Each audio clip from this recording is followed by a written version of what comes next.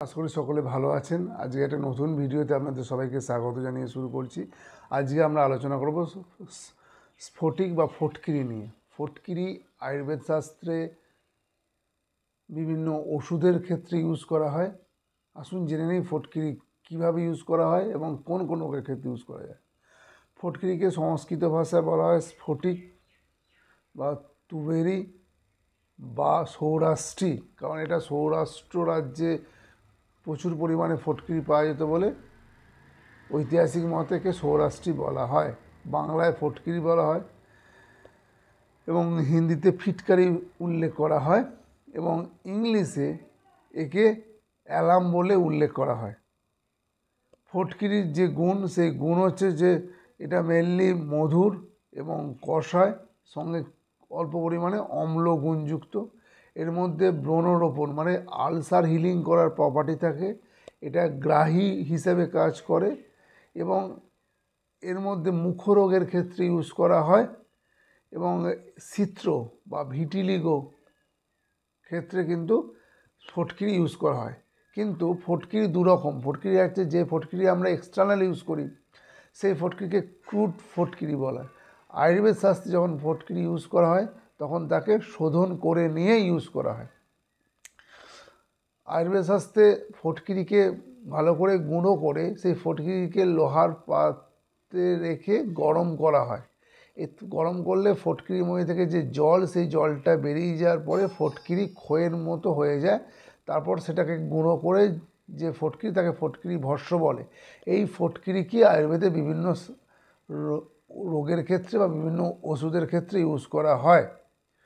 ফটকিরি প্রধানত এটা রক্ত রোধক হিসেবে কাজ করে। শরীরের যে কোনো স্থান থেকে রক্ত, সেটা পাইলসের ব্লিডিং হতে পারে, সেটা নাক থেকে যে রক্ত পড়ে তাকে এপিস্ট্যাক্সিস বলে, বা চেস্ট থেকে যে রক্ত পড়ে হিমাটেমিয়াসিস, সেই ক্ষেত্রেও কিন্তু ফটকিরি ইউজ করা হতে পারে। এছাড়া ফটকিরি হুপিং কাপের ক্ষেত্রেও 2 থেকে 3 গুঞ্জা মানে হচ্ছে 2 থেকে মানে হচ্ছে আপনার 500 থেকে 650 mg অবধি ফটকিরি ইউজ করা হতে পারে। এছাড়া ফটকিরি বিভিন্ন জ্বরের ক্ষেত্রেও কাজ করে। এছাড়া আমি আগেই বলেছি যে ভিটিলিগোর ক্ষেত্রেও কিন্তু ফটকিরি ইউজ করা হতে পারে। ফটকিরি সবসময় খাওয়া দাওয়ার পরে ইউজ করা হয় এবং এর অনুপান হচ্ছে মধুর সঙ্গে মিশিয়ে এটা ইউজ করা হয়। এছাড়া ফটকিরি বিভিন্ন আদার্স হার্বসের সঙ্গে মিশিয়েও বিভিন্ন মেডিসিন ইউজ করা হয়, যাতে মেনলি রক্ত রোধক বা হেমারেজ যেখানে আছে সেই জায়গায় কাজ করে। আপনারা তাহলে বুঝতেই পারছেন না ছোটো ফিটকিরি আমাদের বিভিন্ন রোগের ক্ষেত্রে কীরকম কাজ করে। এটা যেমন রক্তরোধক করে, যে পুরনো যে ঘা ঠিক হচ্ছে না, সেই ঘায়ের মধ্যে ফটকিরি ভস্ম মধু দিয়ে মিশিয়ে যদি রাখা হয়, আস্তে আস্তে কিন্তু ঘাটা হিল করতে থাকে। এবং মুখে যে আলসারগুলো হয়, সেই আলসারের ক্ষেত্রেও ফটকিরি যদি জল দিয়ে কুলকুচি করা হয় বা যদি ফটকিরি সেই জায়গায় লাগানো হয় ডাইরেক্ট মধু দিয়ে ফটকিরি ভস্ম, তাতেও ভালো কাজ হয়।